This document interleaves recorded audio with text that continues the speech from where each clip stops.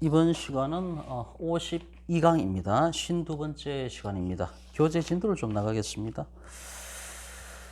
경매 ABC 교재, 경매 ABC 교재 146페이지입니다. 146페이지.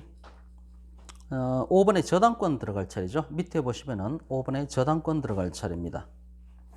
자, 방가로 1번 2를 보겠습니다. 2. 뭐 다 아시는 건데요. 부동산을 공부를 다 하셨기 때문에 읽어보겠습니다. 1번 채무자 또는 제3자인 물상보증인이 채무담보로 제공한 부동산 기타 목적물에 대하여 채권자가 점유를 이전받지 않은 채 관념상으로만 지배하다가 채무의 변제가 없는 경우에 그 목적물로부터 다른 채권자보다 자기 채권의 우선 변제를 받는 권리이다. 유치권도 채권을 변제받기 위하여 목적물을 경매할 수 있지만 저당권과 달리 우선 변제 효력은 없다. 이렇게 돼 있죠. 일단 여기서 유치권 얘기가 잠깐 나왔기 때문에 유치권도 지금 경매할 수 있죠. 담보물건에 해당하는 거, 담보물건에 해당하는 건 뭐 세 가지죠. 유치권, 질권, 저당권 이렇게 되는데, 물론 이제 특별법으로서 가등기 담보도 있죠. 가등기 담보. 그럼 이게 전체가 유치권에 기해서 경매 청구할 수가 있고, 질권에 기해서도 저당권에 기해서도 경매 청구할 수가 있죠. 이건 다 임의 경매가 됩니다. 그리고 가등기 담보에 기해서도 경매 들어갈 수가 있는데, 이것도 역시 임의 경매가 된다는 것이죠. 지금 유치권 얘기가 나왔는데요.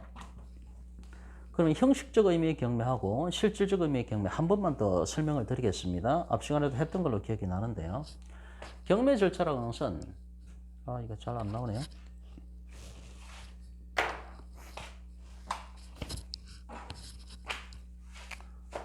경매의 3단계, 첫 번째 압류 단계가 있고요. 압류. 두 번째는 현금화, 돈으로 바꿔야 됩니다. 세 번째는 변제죠, 변제. 빚을 갚아야 될 거 아닙니까? 경매는 이 3단계로 분류가 되는데 1단계, 2단계, 3단계까지 다 간다. 이것이 실질적 의미의 경매가 됩니다. 실질적 의미의 경매라고 얘기를 하고, 그 다음에 그에 대비되는 개념으로서 형식적 의미의 경매라는 개념이 있죠. 형식적 의미의 경매.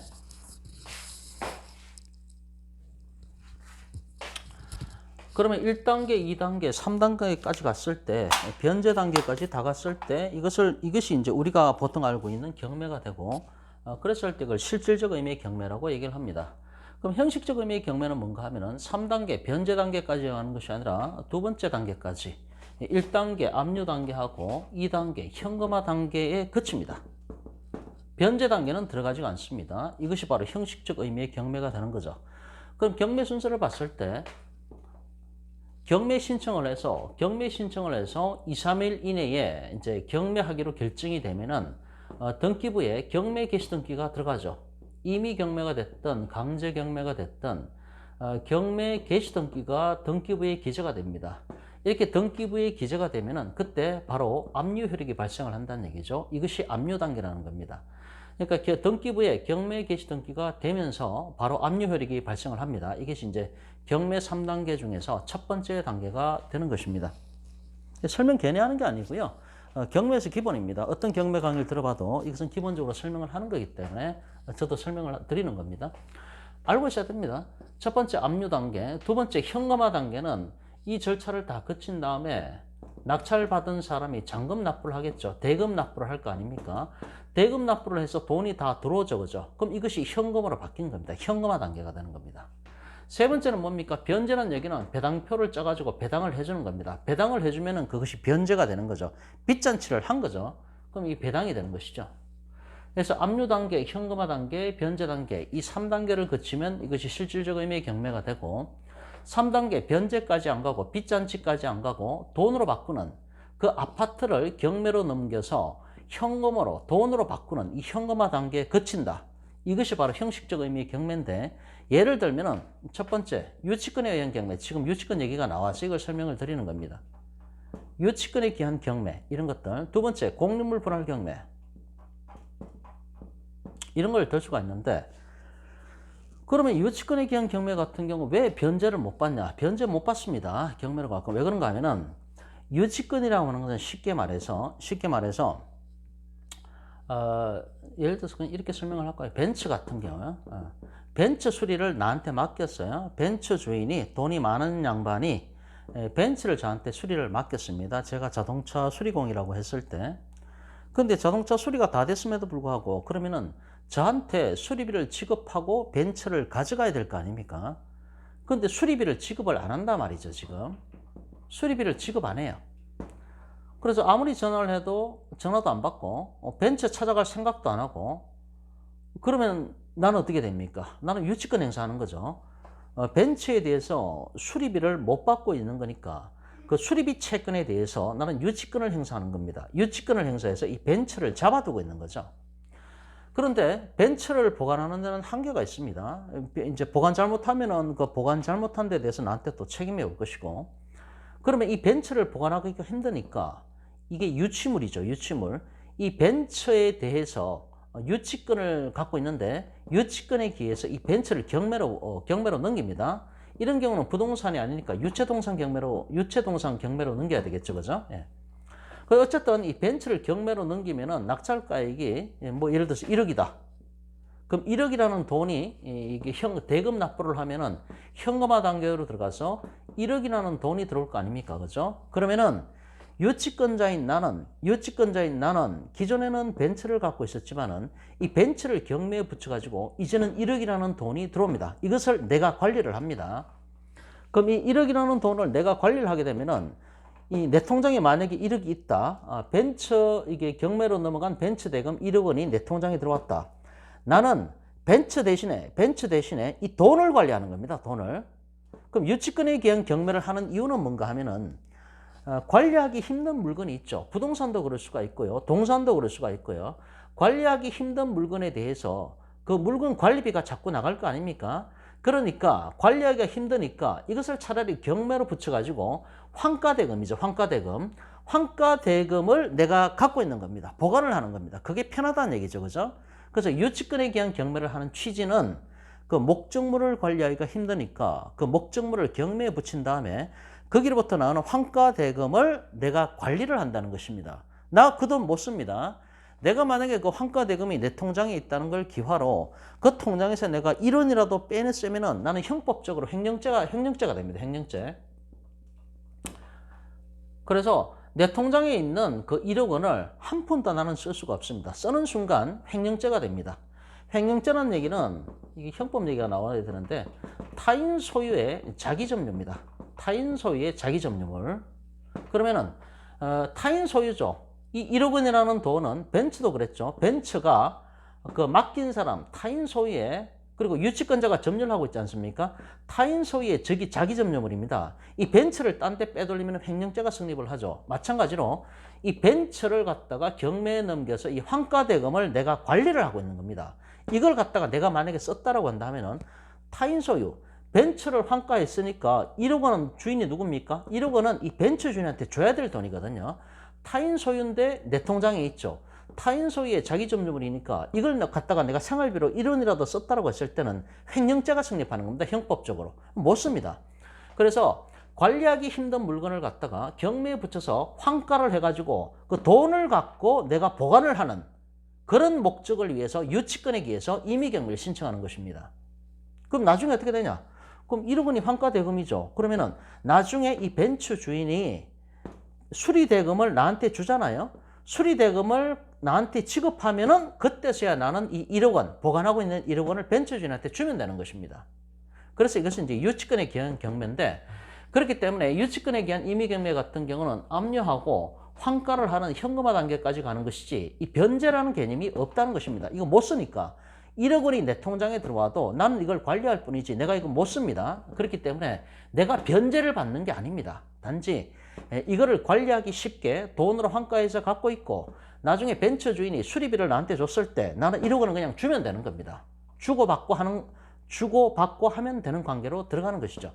그래서 유치권에 기한 경매는 실질적 의미의 경매가 아니라 형식적 의미의 경매에 불과하다는 것이죠. 그 다음에 공유물 분할 경우에도 마찬가지죠. 아파트가 있을 때 아파트를 남편하고 와이프가 둘이서 50%씩 지분을 갖고 있다는 얘기죠. 그런데 이혼을 하거나 또는 부부싸움이 벌어져서 뭐 재산을 나눠 갖게 됐다는 얘기죠. 그랬을 때 공유물 분할 경매를 신청을 하죠. 이것도 실제적 의미의 경매가 아니라 형식적 의미의 경매에 불과하다는 것이죠. 왜냐? 변제라는 단계가 존재하지 않습니다. 변제라고 하는 것은 채권자가 돈을 받을 때 그걸 변제라고 얘기를 하는 거죠. A, B 사이에 부부간에는 누가 채권자고 누가 채무자고 그런 게 아닙니다. 지금 뭐 돈을 빌려주고 빌려받았습니까? 그런 관계가 아니잖아요. 단지 아파트가 있는데 아파트를 둘로 쪼개야 되는데 물리적으로 쪼개면은 그 가치가 훼손되기 때문에 그렇게 할 수가 없고, 그렇기 때문에 이 공유물 분할 경매를 통해서 그거를 환가를 통해서 서로 나눠 갖자는 것이지, 이것이 무슨 채권자가 변제받는 그런 개념이 아니라는 거죠. 그래서 공유물 분할 경매 같은 경우도 실질적 의미의 경매가 아니라 형식적 의미의 경매에 포함된다, 이런 얘기입니다. 형식적 의미의 경매에 들어가는 것은 이 유치권에 기한 경매하고 공유물 분할 경매 이것만 있는 게 아닙니다. 뭐 많습니다. 경매 사이트 들어가 보세요. 형식적 의미의 경매 게시판이 따로 있는 사이트도 있습니다. 그래서 설명을 드리는 거는 대표적인 게 유치권에 기한 경매하고 공유물 분할 경매가 되는데, 이것은 변제 단계까지 가는 게 아니라고 하는 것이죠. 지금 유치권 얘기가 나와서 잠깐 중간 설명을 드렸고요.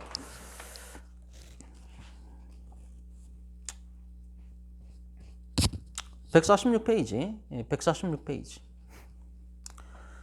146페이지 맨 밑에서 두 번째 줄 유치권 다시 읽어보겠습니다. 유치권도 채권을 변제받기 위하여 목적물을 경매할 수 있지만은, 이것은 뭐 이쪽으로 생각하시면 안 됩니다. 그냥 표현을 이렇게 했다는 거지, 결과적으로 수리비 채권을 돈을 수리비를 받기 위해서 이걸 경매를 붙인다는 것이지, 이것이 여기서 말하는 변제 단계로 들어간다 그런 개념이 아니란 얘기죠. 나중에 벤처 주인이 수리비를 저한테 주면은 저는 보관하고 있던 1억 원을 벤처 주인한테 돌려주면 되는 것입니다. 이런 거죠. 자, 유치권도 목적물을 경매할 수 있지만은 저당권과는 달리 우선 변제권은 없다. 유치권은 유치적 효력만 있는 거죠. 우선 변제권은 없습니다. 물권법 얘기가 자꾸 나오네요. 담보물권 세 가지, 유치권이 있고 질권이 있고 저당권이 있는데, 유치권은 유치적 효력만 있죠. 목적물을 갖고 있을 수 있다는 얘기죠. 유치적 효력만 있고 우선 변제권이라는 것은 없습니다. 그러니까 경매에 넘어갔을 때 그 빚잔치 들어가서 자기가 우선적으로 받을 수 있는 그런 우선 변제적 효력은 없다는 것입니다. 질권은 어떻게 됩니까? 질권은 유치적 효력도 있고요. 우선 변제권도 있습니다. 둘 다 있죠, 그죠? 예. 그 다음에 저당권은 어떻게 됩니까? 저당권은 유치적 효력은 없죠.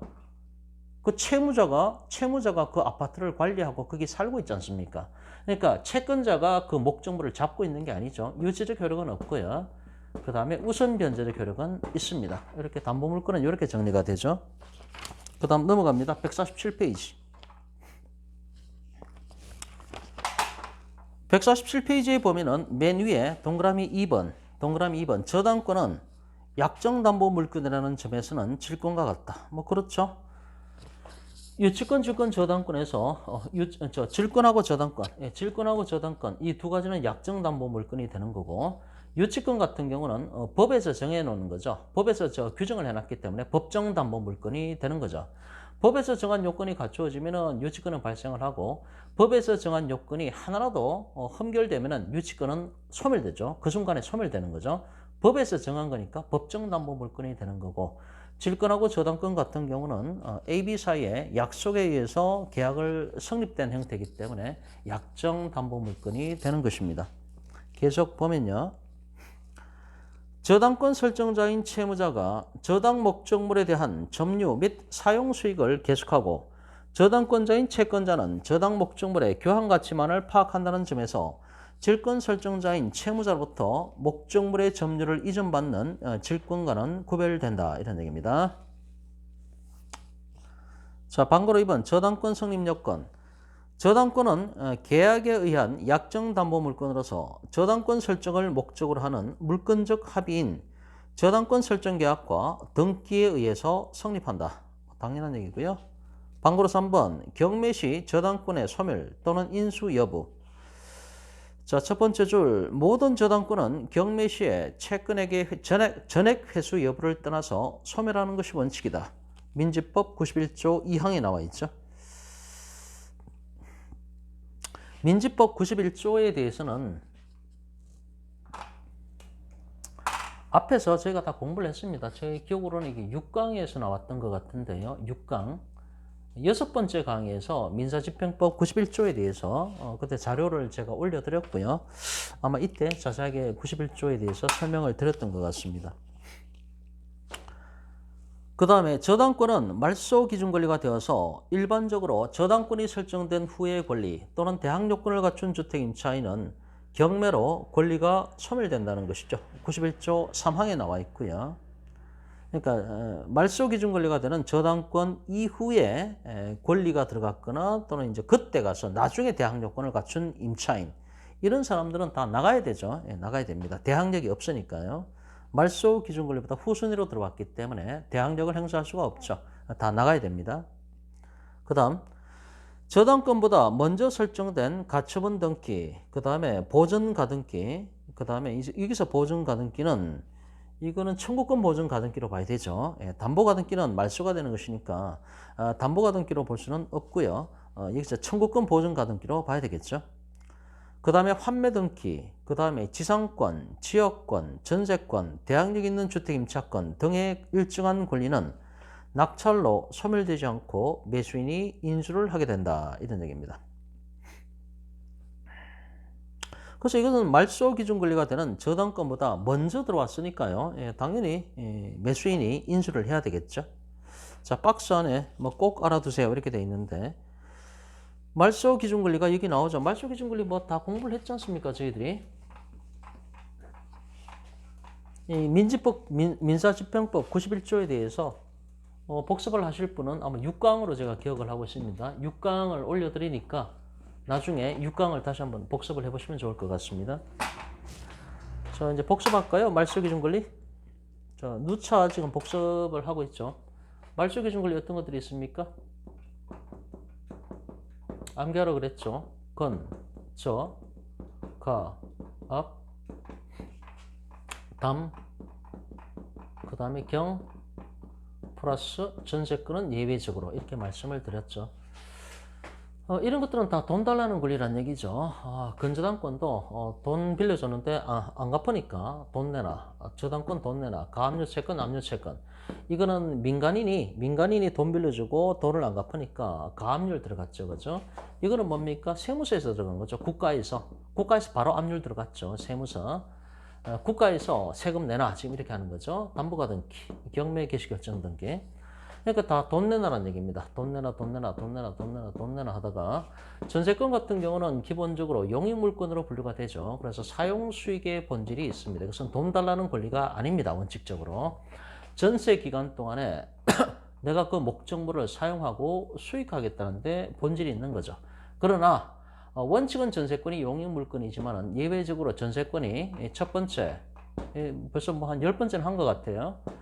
첫 번째 집합건물 전세권이고 집합건물에 전세권 들어가고 그 다음에 선순위 전세권이고 세 번째 전세권에 기해서 경매 신청을 하거나 배당 요구를 했을 때 이런 조건이 갖추어진다고 한다면 결과적으로 경매 신청하거나 배당 요구했다는 것은 내가 사용 수익하겠다는 게 아니고 이제는 나도 돈 받고 나가겠다는 얘기죠. 그래서 이런 조건이 갖추어졌을 때는 이 전세권은 사용 수익이 아니라 나도 돈 받고 나가겠다는 것이니까 이때 담보권적 성격이 부각이 된다는 것이죠. 그러니까 이때 결과적으로 이건 돈 내놔가 되는 것이니까 이때 전세권은 예외적으로 말소 기준 권리가 될 수가 있다는 것입니다. 그래서 이 말소 기준 권리는 다 돈 달라는 권리들입니다. 돈 내놔. 전세권은 사용 수익인데 이런 조건을 갖춰서 경매 신청을 하거나 배당 요구했다는 것은 결과적으로 돈 내놔가 돼버린 거죠. 자기도 나가겠다는 얘기입니다. 돈 내놔. 이렇게 되는 순간 이 전세권은 예외적으로 말소 기준 권리가 될 수가 있다는 것이죠. 지급 기준 권리는 뭡니까? 소액 임차인의 최우선 변제금의 지급 기준 권리는 어떤 것들이 있습니까? 여기서 가압류 채권하고 압류 채권 빼고요. 근저당, 저당, 담보가 등기, 경매 개시 등기, 그 다음에 전세권. 여기서 플러스 추가적으로 하나 더 암기를 하셔야 됩니다. 뭡니까? 확정일자 있는 임차권입니다. 확정일자 찍은 임차권. 이렇게 해서 이것이 소액임차인의 최우선 변제금의 지급기준권리가 된다는 것이죠. 자, 박스 한번 봅니다. 147페이지. 경매 ABC 교재 147페이지 박스 안에 꼭 알아두세요. 말소기준권리는 근저, 가, 앞, 그 다음에 동그라미 3번에 담, 그 다음에 동그라미 4번에 경, 그 다음에 그러니까 말소기준권리가 이런 것들이 있다는 얘기고요. 전세권은 예외적인 거니까 여기 기수는 안 했네요. 그래서 건저가 담경이 되는 이 말소기준권리 이전에 설정된 일정한 권리들은 낙찰로 소멸되지 않고 낙찰자에게 인수가 된다는 것이죠. 그럼 일정한 권리들이 가로 안에 그러니까 이런 말소기준권리보다 먼저 설정된 가로 안에 가처분 등기, 청구권 보전에 가등기, 그 다음에 환매 등기, 지상권, 지역권, 전세권, 뭐 대항력 있는 임차권 이런 것들은 인수를 해야 된다. 뭐 당연한 얘기죠. 그 다음에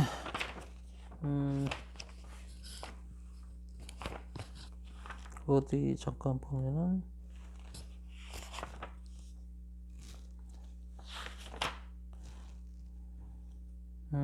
이거를 풀어봐야 될까? 교재 189페이지를 봅니다. 교재 189페이지 이왕 얘기가 나왔기 때문에 ABC 교재 189페이지를 먼저 봅니다. ABC 교재 189페이지.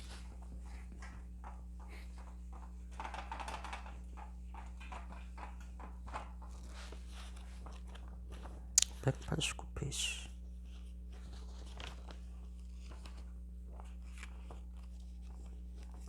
어, 189페이지는 아직은 조금 어려우실 수가 있습니다. 앞에 문제를 먼저 풀겠습니다. 188페이지 문제를 먼저 풀겠습니다. 경매 ABC 교재 188페이지, 188페이지 문제 7번입니다. 문제 7번 나와 있죠? 한번 문제 풀어오겠습니다.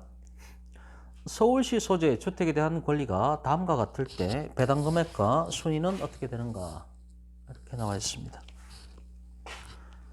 자, A, B, C, D 네 사람이 나와 있는데요. 박스 안에 보시면요. A가 2001년 10월 1일에 전입신고를 해서 이 길 0시부터 대항력이 발생을 했고 확정일자도 찍었습니다. 그러니까 10월 1일에 전입신고하고 확정일자 찍었다. 이렇게 보여지고요. 그 다음에 B라는 사람은 11월 1일에 대항력과 확정일자를 찍었고요. C라는 사람은 2002년 2월 1일에 역시 이제 전입신고해서 대항력과 확정일자를 찍었습니다. 그 다음에 D라는 사람은 2002년 5월 1일에 저당권 등기가 들어갔는데 피담보 체크는 5천만 원입니다. 그 다음에 2009년 3월 2일에 이제 경매로 들어가서 배당을 하게 됐는데 배당 금액은 빚잔치할 총액은 1억 원입니다. 배당표를 짜봐라 이런 얘기죠. 자, 일단 이 그림을 봤을 때 일단은 세입자가 ABC라고 하는 세입자가 임차인이 3사람이 있죠. 임차인이 3사람이 있는데 그럼 말소기준권리가 뭐가 됩니까? 말소기준권리가 D가 되는 거죠. D. 2002년 5월 1일입니다. 저당권. 이것이 바로 이제 말소기준권리가 되는 거죠.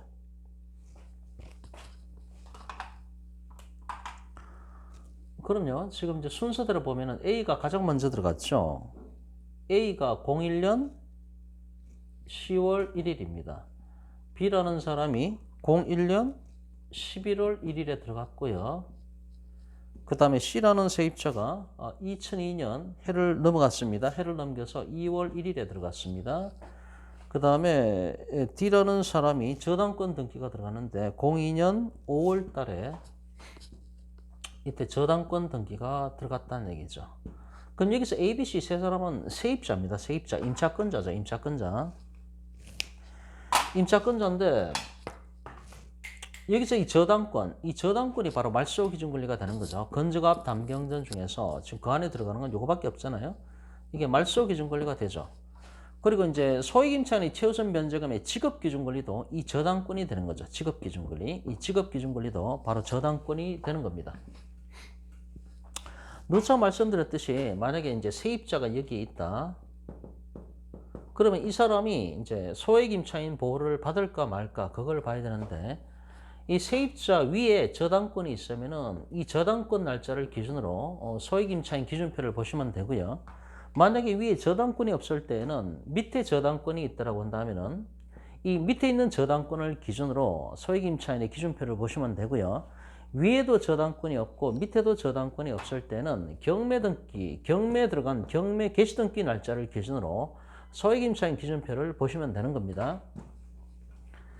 지금 세입자가 있는데 이 위에 저당권이 있는 게 아니잖아요. 세입자 밑에 저당권이 있잖아요. 그럼 이걸 기준으로 해서 지급기준권리를 잡으시면 되는 겁니다. 그럼 이 사건 같은 경우에 이 저당권이 말소 기준 권리인과 동시에 지급 기준 권리로 동시에 작동하고 있음을 알 수가 있습니다. 그럼 2002년 5월 달에 소액 임차인 기준표를 봐야 되는 거죠. 여기가 지역은 서울시 소재라고 얘기를 했습니다. 그럼 2002년 5월 달에 이 표 주택임대차보호법 소액 임차인 기준표 이거를 봅니다. 2002년 5월 달이죠. 표에 보면은 2002년 5월 달이니까 밑에서 5번째 칸인가 그렇죠? 밑에서 5번째 칸에 2002년 9월 15일부터 돼 있는 부분, 이 부분이죠. 그 첫 번째 칸에 수도정비계획법 중 과밀업체권역 4천에 1600, 서울도 여기에 들어갑니다. 4천에 1600이죠. 그럼 여기서 하나 결정된 거는 뭔가 하면 여기서 이제 4천에 1600입니다. 4천에 1600까지 소액임차인의 최우선 변제 보호를 받는다는 거죠. 근데 A는 얼마를 갖고 들어갔습니까? A가 4천입니다.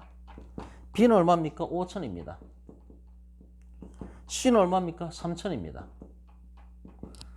그러면은 이제 배당표를 짤 때 여기는 뭐 조세도 없고 공과금도 없고 뭐 복잡한 거 없잖아요. 그냥 저당권이 있고 임차인이 있는 거죠.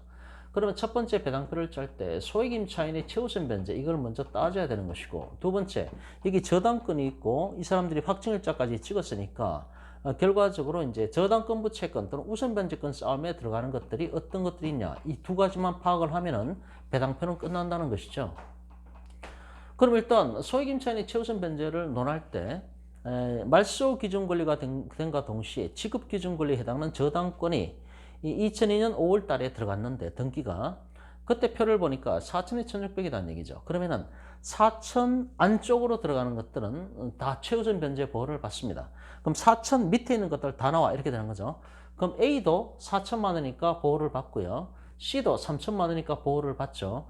B는 5천만 원이니까 보호를 못 받습니다.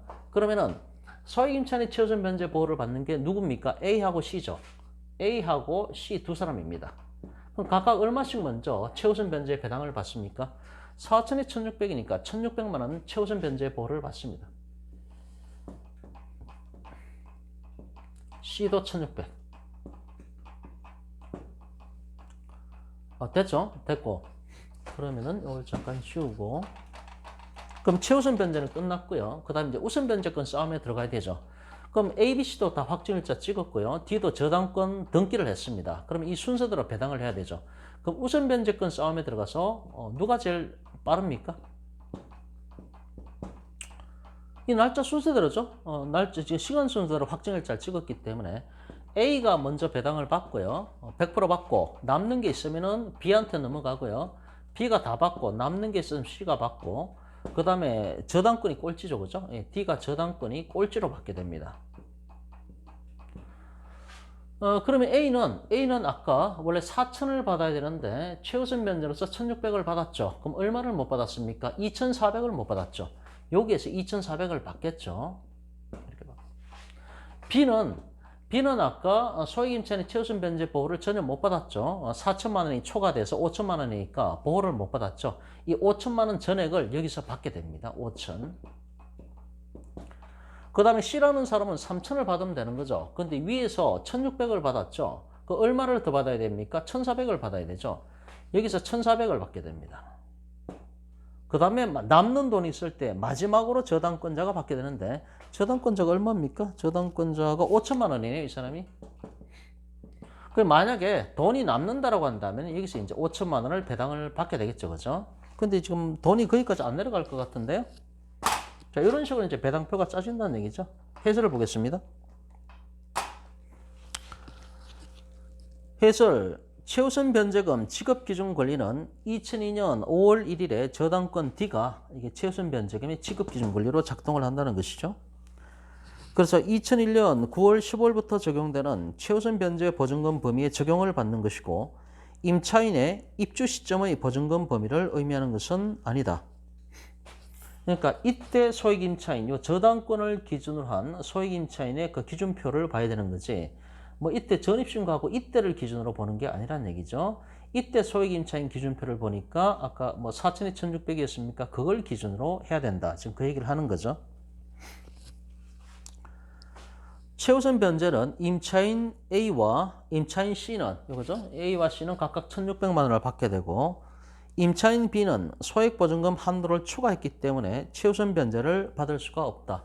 아까 4천에 1,600인데 아까 B는 5천만 원이니까 4천만 원 초과했죠. 그러니까 B는 소액임차인 보호는 못 받고 대신에 확정일자 찍었으니까 우선 변제권 순위에는 들어가서 싸울 수는 있습니다. 자, 2번 배당금액.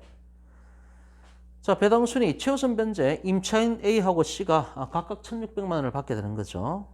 그러면 이제 1억을 갖고 빚잔치를 하는데 1억 중에서 1,600만 원을 주고 남는 돈이 8,400. 그 다음에 임차인 C한테 또 1,600을 주고 남는 돈이 이제 6,800만 원 남았다 이런 얘기죠. 그 다음에 최우선 변제는 끝났고 우선 변제권 싸움에 들어가서 A, B, C, D 순서대로 배당을 받게 되는 거죠. 그럼 임차인 A가 2,400을 받고요. 여기 아까 1,600 받았으니까 못 받은 2,400만 받으면 되는 것이고 그러면은 맨 오른쪽에 비고란에 이제 남은 돈이 4,400밖에 안 남았죠. 그다음 우선 변제 2순위가 B인데 B는 5,000을 받아야 되는데 남는 돈이 4,400밖에 안 되니까 4,400 받고 배당은 종결 처리가 되는 것입니다. 그럼 못 받은 거 어떡합니까? B도 못 받은 게 아까 4,400이 받았으니까 못 받은 게 600만 원 못 받았잖아요. 그럼 C는 1,400 못 받았고 D는 한 푼도 못 받았잖아요. 경매 절차에서는 보호를 받을 수가 없고 그거는 민사소송으로 해결하든지 어떤 개인적으로 해야 될 문제지 이 경매 절차, 배당 절차에서는 보호를 못 받는다 이런 얘기입니다. 그러니까 뭐 소송을 제기하든지 채무자한테 그건 개인적으로 해야 될 문제가 됩니다. 3번의 인수 여부에 대해서 보면은 그렇구나. 이게 말소 기준 권리니까요. 이 저당권이 말소 기준 권리고 이 ABC라고 하는 사람은 선순위 대항력 있는 임차권자죠. 그죠? 그러니까 낙찰자가 이 못 받은 미배당 보증금을 인수를 해야 되네요. 네. 그 얘기가 그 밑에 나오네요. 3번의 인수 여부를 보면은 주택임차인 전부는 말소 기준 권리가 되는 저당권 이전에 이미 전입신고를 했기 때문에 그래서 낙찰자한테 대항할 수가 있기 때문에 보증금 전액을 배당받지 못하면은 못 받은 그 미배당 보증금, 즉 잔여 보증금은 낙찰자가 전액 부담을 해야 한다는 것이죠. 따라서 낙찰자는 입찰 금액 이외에 총 2천만 원. 그러니까 임차인 B가 여기서 아까 4,400을 배당받고 600을 못 받았잖아요. B에 못 받은 미배당 보증금 600. 그 다음에 이제 임차인 C의 1,400. 그 다음에 저당권자 D.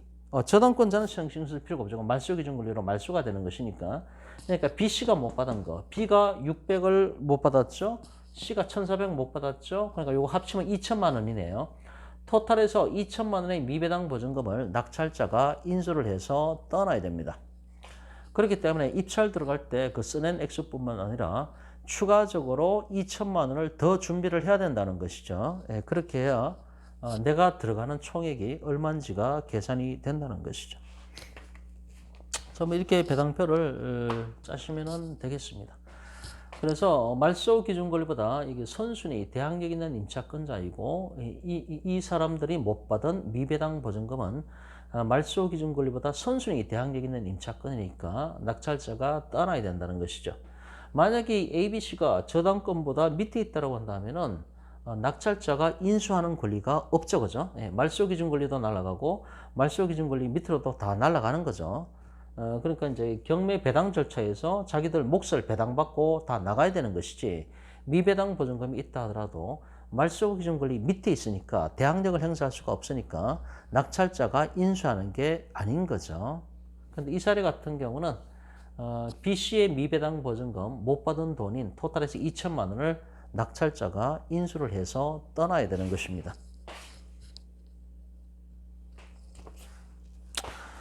경매 ABC 교재 계속 보겠습니다. 경매 ABC 교재 147페이지를 봅니다. 147페이지. 경매 ABC 교재 147페이지를 보면은 방가로 4번 맨 밑에 저당권의 범위가 나와 있습니다. 저당권의 범위가 나와 있고 맨 밑에 각주 18번이 나와 있죠. 각주 18번에 보면은 전세권의 경우에는 전세권자가 배당 요구를 하면은 매각으로 소멸한다 이렇게 되어 있습니다. 그러니까 전세권자가 전세권은 뭐 누차 설명을 드렸죠. 전세권은 용익 물건인데 사용 수익의 본질이 있는데 그런데 이제 건물주가 바뀌니까 전세권자도 더 이상 여기 살기 싫다 나가겠다라고 해서 이렇게 뭐 배당 요구를 하거나 또는 뭐 경매 신청을 하거나 전세권자가 전세권에 의해서 경매 신청을 하거나 이러면은 전세권도 매각으로 소멸된다는 것이죠. 민사집행법 91조에 다 나오는 얘기입니다. 자, 4번 저당권의 범위 맨 밑에 보십니다. 방고로 4번. 저당권의 효력이 미치는 목적물의 범위는 목적물의 소유권이 미치는 범위와 대체로 일치하기 때문에 저당 부동산에 부합된 물건과 종물에 그 효력이 미친다는 것이죠. 법률의 특별한 규정 또는 당사자의 의사에 의해서 설정 행위에 다른 약정이 있으면은 다소 넘어갑니다. 148페이지. 다소 그 범위를 확장 또는 축소하는 것이 인정된다. 예를 들어 타인의 권한에 의하여 부속시킨 것은 부합물이 아니다라는 약정이 있었다면 저당권 설정 계약 이후의 부합물은 저당권의 효력이 미치지 않는다. 당사자 간에 약정을 했으니까요. 자, 동그라미 1번 부합물, 동그라미 2번 종물, 동그라미 3번 과실 해서 뭐 부정과 부정과 이렇게 공부할 때 암기했던 기억이 납니다.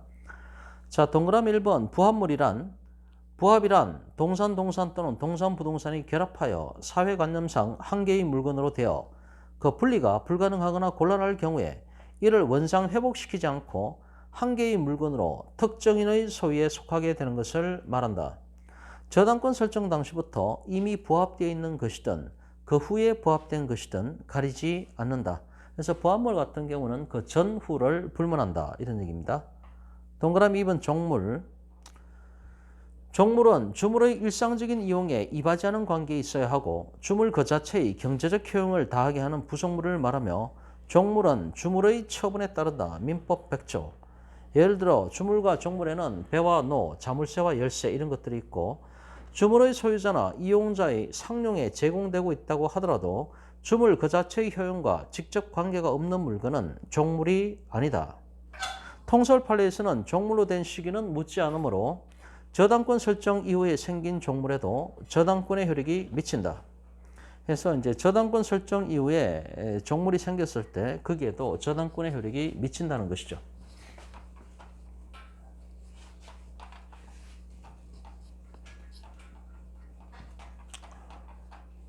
설명을 여러 번 들었는데 한 번만 또 드릴게요. 경매정보지에 보면은 제시외 건물 얘기가 나오죠. 제시외가 나오는데 등기부에 없는데 등기부에는 없는데 현장에 가보니까 흐름한 창고 같은 가건물이 있다는 얘기죠. 가건물. 이것이 경매정보지에 보시면 이제 제시외 이렇게 돼 있죠. 제시외. 제시외 이 건물이 제시외 물건이 경매 대상에 포함되는 경우도 있고 제외되는 경우도 있습니다. 이렇게 기록에 나와 있죠. 제시외 건물에 포함되냐 제외되냐 이렇게 기록이 돼 있는데 제시외 건물 이런 처럼한 창고 같은 건물이 등기부에는 없는데 현장에 가보니까 이런 건물이 있다. 흐름한 다락방이 있다. 창고 건물이 있다. 또는 작은 지하실이 있더라 가보니까. 근데 등기는 안 돼 있고요. 그럼 이걸 경매 물건에 포함시킬까 이런 얘기죠. 그러니까 이런 건물이 주물인데 이 건물이 경매로 나왔다는 얘기죠. 그럼 이게 흐름한 창고가 옆에 있는데 이것은 종물에 해당한다는 얘기죠. 종물. 그런데 이거는 등기부에 기재가 안 돼 있어요. 이거는 등기가 당연히 돼 있죠. 그럼 이 주물이 경매로 넘어갈 때 등기부에는 없는 이 흐름한 창고, 이 제시외 물건이죠. 이것을 경매에 포함시킬까 놔둘까 하는 문제입니다. 만약에 경매에 포함시킬 수도 있고 경매에서 제외시킬 수도 있는 거죠. 경매에 포함시킨다는 얘기는 뭔가 하면은 주물 종물 이론이 여기에 들어간다는 얘기죠. 지금 이 주물에 해당하는 건물이 매물로 경매로 나왔다는 얘기죠. 그럼 이 창고가 만약에 종물의 요건에 적합하다고 한다면은 주물 종물 이론에 의해서 주물이 경매로 나간과 동시에 이 종물에 해당하는 창고도 같이 경매로 넘어갑니다. 그래서 제시외의 물건인데 이것이 경매에 포함된다고 했을 때 이것은 바로 주물 종물 이론이 적용이 된다는 것이죠. 포함됐으면은 아 이거 종물이겠구나 이렇게 추정을 하셔야 된다는 얘기죠. 그러나 매각 대상에서 제외되는 경우도 있습니다. 매각 대상에서 제외된다는 얘기는 이건 주물 종물 관계가 아니라는 얘기죠. 주물이 경매로 넘어가는데 이 흐름한 창고는 매각 대상에서 제외가 된다고 한다면은 주물 종물 관계가 아니라는 것이죠. 그렇기 때문에 만약에 토지를 낙찰을 받는데 흐름한 창고가 그 위에 있다고 한다면은 그리고 이 창고가 매각 대상에서 제외가 됐다고 한다면은 이 흐름한 창고에 대해서 법칙권을 검토를 해야 된다는 얘기입니다. 이 토지를 낙찰받고 나서 이 흐름한 창고 건물은 A의 소유라고 했을 때 A는 법칙권을 주장할 수가 있지 않습니까? 왜냐?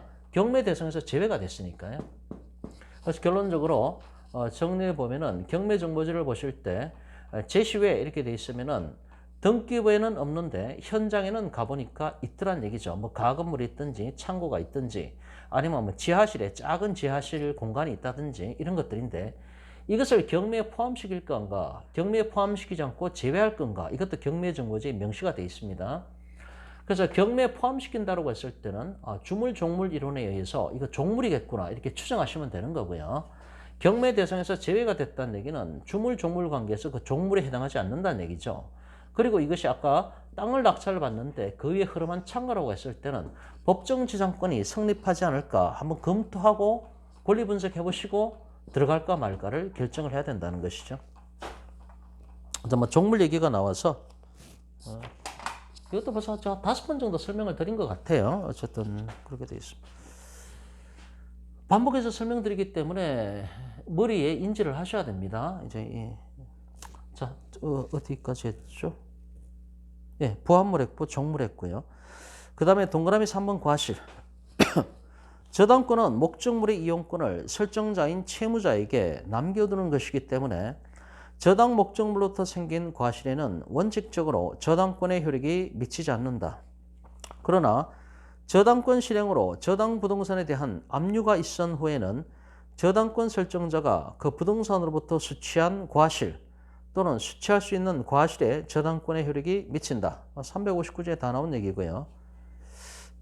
다만 그 부동산에 대한 소유권, 지상권, 전세권을 취득한 제3자에 대하여는 저당권자가 압류한 사실을 통지해야만 대항할 수가 있다. 이렇게 되어 있습니다.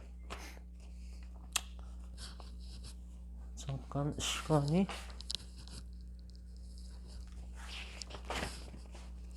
자, 방거로 5번을 봅니다. 149페이지. 149페이지.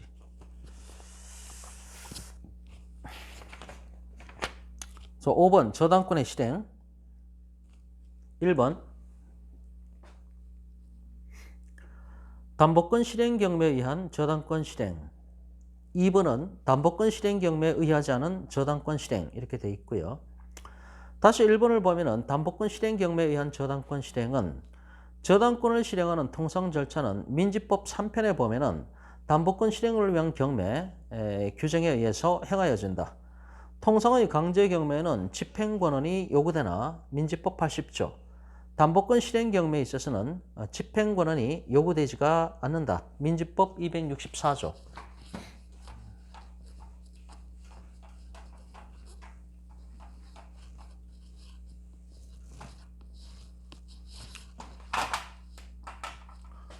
임의경매, 강제경매 이제 처음에 저희가 공부 시작할 때 첫 시간에 했던 부분인데 경매 종류는 두 가지가 있는데 임의경매가 있고 강제경매가 있다는 얘기죠.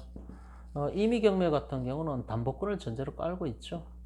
근데 강제경매는 뭡니까? 그냥 일반 채권이죠. 일반 채권. 이 얘기하는 거죠. 그래서 통상의 강제경매에는 집행권한이 요구되나 그러니까 일반 채권 같은 경우에는 일반 채권은 등기되는 게 아니죠. 일반 채권은 등기되는 게 아니니까 일반 채권을 갖고 만약에 경매를 들어가고 싶다. 그러면 강제 경매를 들어가야 되는데 소송을 통해서 확정 판결을 받으라는 얘기죠. 소송을 통해서 확정 판결을 받고 이걸 집행권한이라고 하는 거죠. 이 판결서를 집행권한이라고 얘기를 하는 거죠. 이 집행권한을 갖고 강제 경매를 들어간다. 이 얘기를 하는 것이고요. 담보권 실행 경매에 있어서는 집행권한이 요구되지 않는다.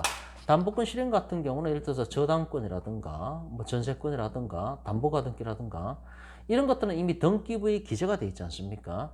등기부에 기재가 돼 있으니까 이게 증거 자료가 되는 것이고 이 등기부에 기재된 이 권리 자체에 의해서 바로 임의 경매를 들어갈 수가 있다는 얘기죠. 소송을 통해서 확정 판결을 받는다. 그런 게 필요가 없다는 얘기죠. 이미 등기부에 명확하게 기재가 돼 있으니까요. 그래서 확정 판결을 받아가지고 그걸 집행권으로 그럴 필요가 없다는 얘기죠. 바로 임의경매를 들어가면 됩니다. 그래서 집행권이 요구되지가 않는다. 이런 얘기를 하는 거죠. 양거로 2번 담보권 실행 경매에 의하지 않는 저당권 실행 이렇게 돼 있는데 동그라미 1번 유저당 계약이란 저당권 설정 계약에서 또는 피담보 채권의 변제기 도래전의 특약으로 채무자가 변제기에 변제를 하지 않는 때에는 저당 목적물을 저당권자가 취득하여 직접 변제에 충당하거나 대물변제 예약형 또는 소유권 이전형 또는 민지법상의 경매가 아닌 임의의 방법으로 저당물을 처분하거나 환가하기로 하는 약정, 즉 임의 환가 약정형을 말한다. 이렇게 되어 있고요. 동그라미 1번, 2번 질권에 관해서는 유질계약이 금지된다는 명문 규정을 두고 있죠. 저당권에 대해서는 유저당에 대해서는 아무런 규정을 두고 있지 않아서 그 효력이 문제가 된다. 이렇게 되어 있고요. 임의 환가 약정형 유저당은 문제가 되지 않는다. 그래서 임의 환가 약정형이라고 하는 것은 이걸 팔아가지고 돈을 바꿔서 자기가 빌려준 돈만큼은 공제하고 나머지는 주인한테 돌려주는 형태, 그런 형태가 되는 거죠. 그래서 그거는 아무 문제가 안 되죠. 돈 1억 원을 빌려주고 5억짜리 아파트에 건저당을 들어갔다는 얘기죠. 근데 변제기에 안 갚으면은 그 5억짜리 부동산을 팔아서 5억을 받고 근데 자기가 빌려준 건 1억이니까요. 1억만 공제하고 나머지 4억은 아파트 주인한테 돌려주는 형태니까 아파트 주인은 피해보는 게 없죠. 그죠? 그런 거는 괜찮다는 얘기입니다. 마지막 소유권 이전형 유저당에서 저당물의 가액이 피담보 채무의 원리금을 초과하는 경우에 대물변제 예약은 그 효력이 없어서 무효가 된다. 민법 607조하고 민법 608조가 되는 거죠. 그래서 이게 민법 607조하고 민법 608조에서 여기서 이제 가등기 담보 등에 관한 법률이 도출되는 거죠. 민법 607조하고 608조하고 관련이 있습니다. 자, 그 다음에 150페이지 6번의 건저당입니다. 건저당. 시간이 좀 많이 지났기 때문에 자, 52강은 일단 여기까지만 하겠습니다.